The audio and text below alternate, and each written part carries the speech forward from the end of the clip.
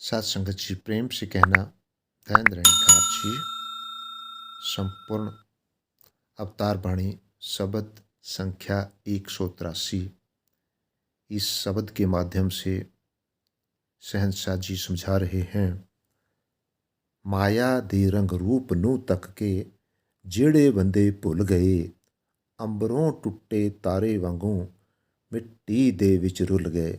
सात संगत, बड़ी ही गहरी बात को ये लाइनें कह रही है कि जब एक व्यक्ति दुनिया में आ जाता है, जो दुनियावी माया का रंग है, तो उसे देखकर कहता है कि जो इंसान स्वयं के अस्तित्व को भूल गए हैं कि मैं कौन हूँ, वास्तव में मैं शरीर नहीं हूँ, उनके बारे में कह रहे हैं, अंबरों टूटे तारे वांगू मिट्टी दे विच रुल गए। कि जो इस बात को भूल गए हैं, वो जिस प्रकार से एक तारा अंबर से टूटता है और फिर वो मिट्टी में मिल जाता है, यही उनका हाल होता है। आगे कह रहे हैं, ਧੀਆਂ पुत्र ते घर वाली पाप जिन्ना लई करदा ए, वल छल करके दिन ते राती पेट जिन्ना दा भरदा ए।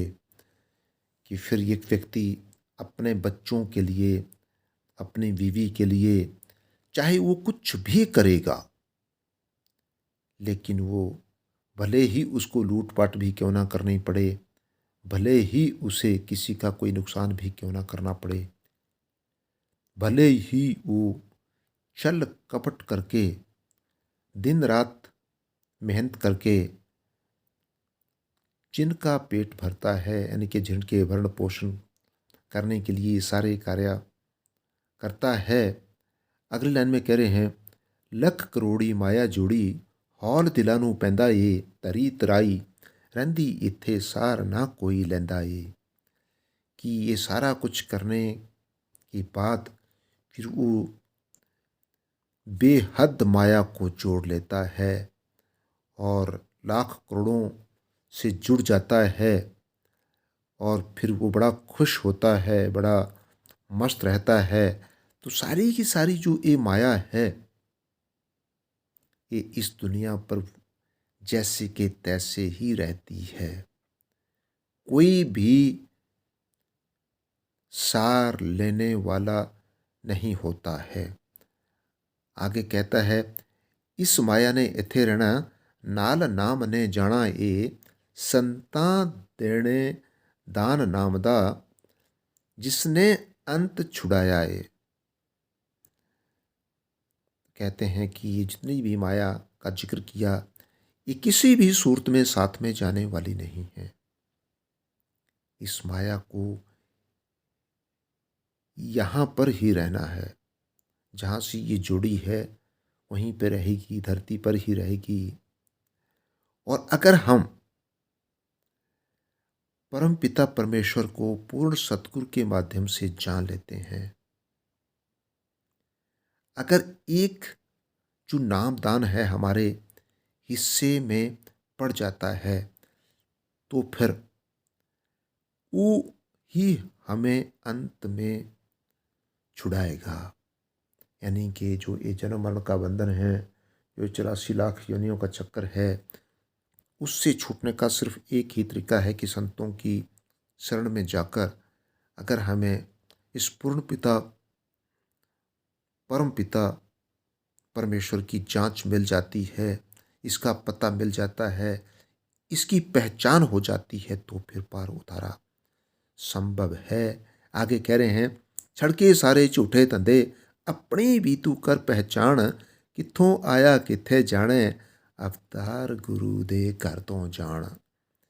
ये सारे जितने भी झूठे धंधे, झूठे कारोबार, दुनिया के बीच में जितना कुछ भी हम करते हैं, ये सारा कुछ छोड़ के तू स्वयं को जान ले कि तू वास्तव में है कौन, तू वास्तव में आया कहाँ से है और आया क्यों है और जाना कहाँ है।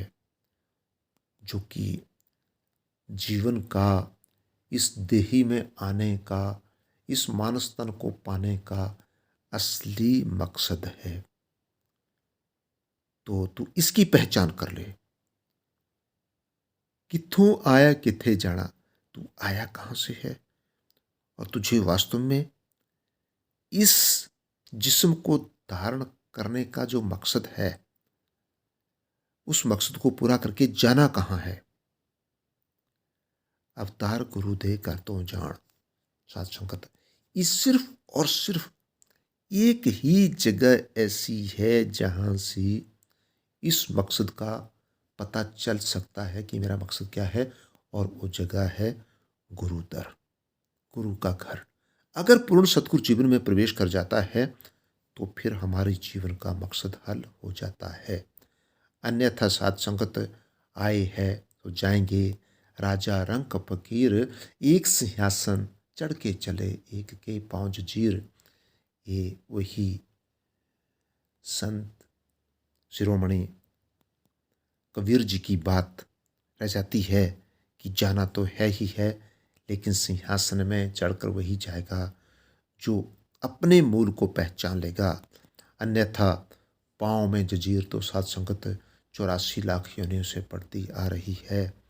हम आते हैं चले जाते हैं, लेकिन अपना मकसद हल नहीं कर पाते हैं।